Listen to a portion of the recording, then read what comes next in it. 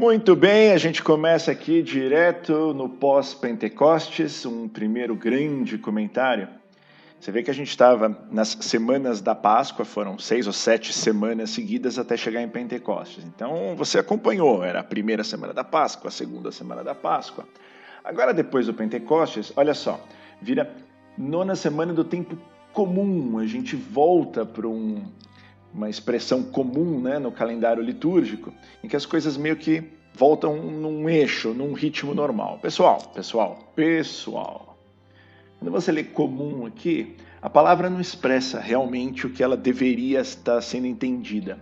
O comum tem que ser visto como ser guiado pelo Espírito Santo. Lembra de ontem, Pentecostes? É quase como se a gente começasse agora, da mesma forma que teve a primeira semana da Páscoa, agora seria a primeira semana de Pentecostes, ou do Espírito Santo. Aí vem a segunda, terceira, quarta, quinta, até chegar no Advento. Por que isso não é feito desse jeito? Por que se usa a expressão comum? Não sei. Não fui pesquisar, tá? Talvez tenha tido algum grande debate, alguma grande deliberação em algum momento do porquê chamar comum. Eu vou dizer como eu interpreto. Comum para mim é que deveria ser comum, deveria ser normal ser guiado pelo Espírito Santo. Então leia comum como sendo o comum a igreja ser guiada pelo Espírito Santo.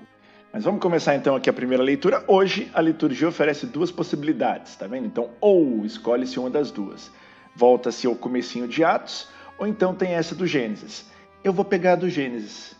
Eu vou pegar do Gênesis porque aqui ela é mais interessante. Ela tem um chance que eu queria que você notasse. Adão e Eva tinham caído, né? E essa passagem narra exatamente a queda. Ou imediato pós-queda. É Deus chegando para Adão e Eva, e aí Deus vendo que os dois estavam se escondendo, e eles respondem, não, e ficamos com medo, nós estávamos nus, nos escondemos. Muito bem. Aí vem Deus, castiga os dois, a gente conhece muito bem qual é o castigo, e apesar da gente conhecer muito bem, tem coisas extraordinárias para serem debatidas aqui em torno desse castigo. Né? A mulher que vai ter dores de parto, o homem que ganhará o sustento com o suor do trabalho. Por ora, o que eu queria que você notasse esse detalhe. O Evangelho, ele pega dos versículos, a leitura pega os versículos de 9 a 15, depois dá um pulo para o 20. É esse 20 que eu quero ir. Porque qual tinha sido o prenúncio? Se vocês comerem dessa árvore, vocês certamente morrerão. Aí vem Deus, faz as condenações todas e vai ter dores de parto, aquilo que a gente já falou. Tudo bem, podia ter tido do 16 ao 19, mas vai direto para o 20. E depois vem de tudo isso, sabendo que Deus tinha dito que eles iam morrer, vem Adão e fala, olha, eu vou chamar minha mulher de Eva. E por que Eva? Atenção nesse trecho aqui. Porque ela é a mãe de todos os viventes. Como assim mãe? E como assim de viventes? Se ia estar todo mundo morto, não ia morrer? Como Adão pôde dar esse passo e dar o nome de Eva, mãe? Ela ia gerar coisas, iam ser viventes, a vida continuaria. Esse é um ponto, pessoal, que na hora certa a gente vai discutir. Por hora eu só estou querendo chamar a sua atenção para esse detalhe. Depois de toda a condenação, vem Adão e vira e fala, a mãe de todos os viventes. Pessoal, o nome disso aqui, Adão, caiu, aquela coisa toda, a gente sabe, homem pecador, mas Adão continuou reconhecendo em Deus o verdadeiro guia da vida dele, tá? Cuidado então quando a gente fica falando do homem pecador, porque o homem pecador hoje sem Deus deveria, no mínimo, reconhecer o que Adão reconheceu. Mas esse debate vai ficar para um outro dia. Vamos seguir aqui para o nosso Salmo. É o Salmo 86. Dizem coisas gloriosas da cidade do Senhor. E o nosso Evangelho. Nosso Evangelho, capítulo 19 de João, né? Aqui, versículos 25 a 34, a gente deu um super corte, foi para o 21, que é o último ontem, agora volta para o 19, uma sequência um pouco errática, mas não tem problema, a gente vai encaixando as coisas e, claro, você em casa está lendo sequencialmente, todo dia, com dedicação e disciplina. Porque essa é a obra da fé. Não adianta vir com amo Deus, gosto da igreja, se não lê a Bíblia em casa todo dia. Coisa que você faz naturalmente. Então tá todo mundo bem aqui. Beleza, mas aqui no capítulo 19, 25 a 34 é a cena clássica de Jesus morrendo na cruz. E duas coisas extraordinárias aqui. Várias coisas extraordinárias, mas duas sobretudo. A primeira é: vira Jesus e fala, olha aqui, sabendo que tudo estava consumado, né? Ele vira e fala, ele toma o vinagre, tudo está consumado. O que é o tudo está consumado? Tudo está consumado é que ele cumpriu a obra de Deus. Ele, Jesus, morreu no seu, ou está prestes a morrer no seu lugar. E ao fazer isso, aquele véu do templo, aquilo que nos separa de Deus, se rasga, que é uma alegria tremenda o véu se rasgar, porque o véu simboliza aquela barreira intransponível entre nós e Deus. A partir desse momento, e é por isso que tudo está consumado, a obra realizada, nós temos acesso a Deus. Mas agora, uma passagem extraordinária aqui no meio. João, o discípulo que Jesus amava. Olha, o fato de ser o discípulo que Jesus amava não põe João na frente de Pedro, hein? Cuidado, cuidado. Pedro ainda é o campeão. Mas isso fica, ou já ficou e vai ficar mais ainda outras vezes, a gente vai discutir esse assunto. Por hora, tá lá as mulheres, dentre as mulheres está lá Maria, sua mãe, e ao lado dela o discípulo que ele amava, João. Então vai lá e diz à mãe, mulher, eis aí teu filho. E depois diz ao discípulo, João, eis aí a sua mãe. Em primeiro lugar, João não tinha mãe? Claro que tinha. Ele não era um dos filhos de Zebedeu. Zebedeu tinha uma mulher, naturalmente. E João, obviamente, tinha a mãe natural, a mãe física dele. Isso aqui não é um processo de adoção em que Jesus está pedindo para Maria tomar conta do pobrezinho do discípulo, menininho bonzinho, e nem olhando o discípulo e falando, ô discípulozinho, queridinho, cuida da minha mamãe que vai ficar velhinha. Não é nada disso, pessoal. É evidente que não é isso. Essa é a passagem para todo mundo que tem respeito, eu não estou nem usando o termo devoção, tá? Mas para todo mundo que reconhece em Maria o verdadeiro papel dela, e aí você naturalmente pode atribuir a isso o nome devoção, essa talvez seja a passagem mais grandiosa. É aqui que Maria é elevada a um patamar como até então não tinha nos evangelhos. Mãe de Deus, recebeu a promessa de Deus, veio o anjo, aquilo tudo. Mas é aqui que Jesus vira para Maria e fala, Maria, quando ele fala que aquele é o teu filho, esse João discípulo representa, pessoal, atenção, a igreja. Esse João, ele está representando nesse exato instante todos os cristãos ao pé da cruz, toda a igreja hoje viva. E ele está virando para essa igreja e falando, igreja, né? Essa é a sua mãe. E ele está virando para Maria e falando, Maria, você agora é mãe da igreja, mãe de todos os cristãos. Não tem nada a ver com essa mãe humana que faz a macarronada da mama no domingo. Não tem nada a ver com isso. Ou então coração de mãe que cabe mais 4, que põe água no feijão para comer. Não tem nada disso. Aqui a gente está falando de uma mãe no sentido mais espiritual do termo. Esse é um tipo de mãe que não adianta mandar flores no Dia das Mães, não adianta no dia do aniversário ligar e dar os parabéns, não é nada disso que ela quer.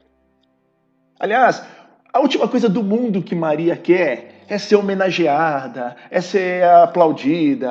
Ela não está minimamente preocupada com isso, porque ela não é a mãe natural de ninguém. A sua mãe natural talvez adore receber chocolatinho, sei lá quando, ou então você fazer uma visita 2 vezes por mês, sabe, esse tipo de coisa do nosso padrão mundo de ser. É erro grave aplicar o padrão mundo de ser nesse tipo de relação mãe e filho.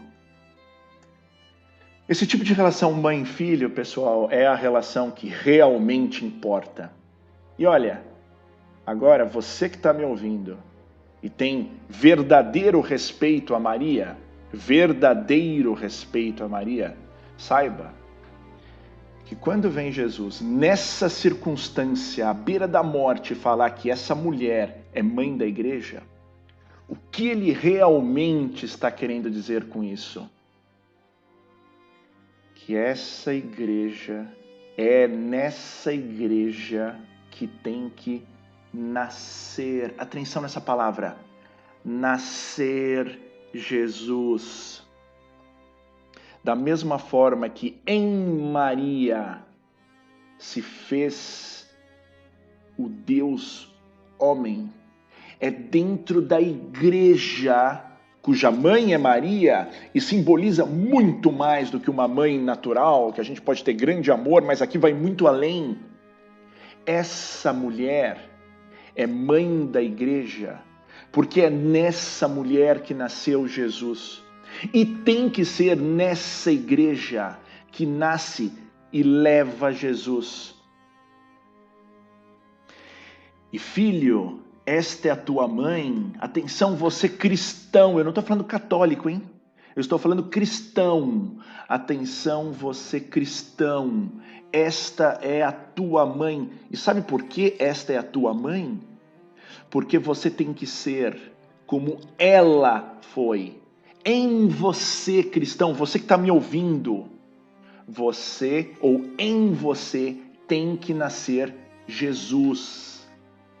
Nascer, ser criado, os 9 meses de gestação e crescer e se tornar forte. Você tem respeito por Nossa Senhora? Você tem devoção por Nossa Senhora? Então, se você tem realmente esse respeito e devoção por Nossa Senhora, não a trate infantilmente. Não a trate como a gente está acostumado a tratar as nossas mães aqui na Terra, de um jeito infantil, achando que levando chocolatinho no Dia das Mães, tá tudo bem. Se você realmente tem respeito por Nossa Senhora, o que você tem que fazer é o que ela fez, que é gerar Jesus. Atenção, gerar Jesus.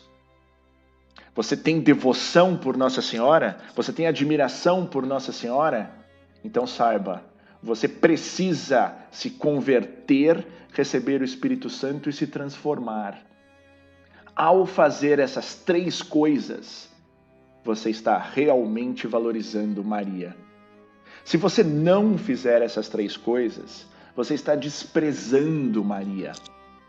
Não, mas tudo bem, eu não faço as 3 coisas, mas eu sou devoto de Nossa Senhora, já fui 48 vezes para Medjugorje, já fui para Aparecida do Norte 2 vezes por mês, eu já também fui em Fátima, eu já fui em Guadalupe, eu tenho a foto de Nossa Senhora, eu coroo a Nossa Senhora no dia de Nossa Senhora. Se você não fizer as 3 coisas, se converter, receber o Espírito Santo e se transformar, você pode fazer o que for em termos de louvar Nossa Senhora. É o equivalente a levar o chocolatinho para ela no Dia das Mães. Não vale nada. O que vale, se você realmente tem essa admiração e respeito por Nossa Senhora, é você gerar Jesus, que é sinônimo de se converter, receber o Espírito Santo e se transformar. Essa é a verdadeira devoção a Nossa Senhora. Isso é o que realmente valoriza Nossa Senhora. E isso é o que faz cumprir a palavra de Jesus, de que, olha a igreja, esta é a sua mãe. E uma última palavra, se tiver algum evangélico aqui ouvindo a gente, ou algum protestante ouvir a gente, querido irmão evangélico, querido irmão protestante, se você não concorda com isso que eu estou falando, você tem um problema sério, grave. Porque agora não é mais uma disputa infantil de denominação contra denominação.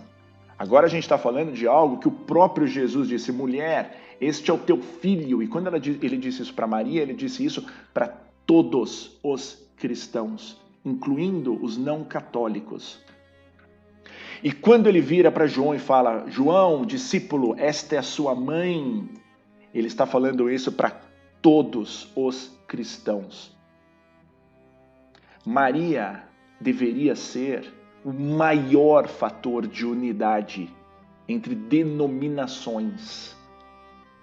Quando Maria se transforma num fator de ruptura ou de dissenso entre denominações, você pode ter certeza que isso é graças ao nosso homem carnal, ao fato de católicos cabeças duras de um lado, evangélicos cabeças duras de outro, porque não é para ser assim. Atenção, eu vou repetir, Maria deveria ser o maior fator de unidade entre denominações, porque foi Jesus que virou para todos os cristãos e falou: essa é a sua mãe, a mãe de todos os cristãos.